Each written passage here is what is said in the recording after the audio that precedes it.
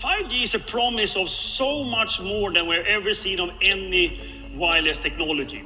When we think about 5G, we think about 10 gigabits per second per throughput. We talk about 10x battery life. We think about 1,000 times more data volumes in the networks. It's just radically different. I would say it's a quantum leap compared to 4G. The ability to gather data and analyze it in real time is what will really change the way business gets done. This is the promise of 5G. Today, our partners are already providing valuable analytics. And with 5G, we'll be able to do this instantly.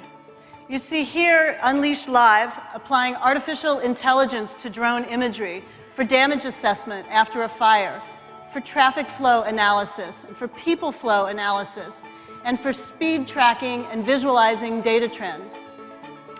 5G connected drones will be able to deliver these business insights back to the office in real time.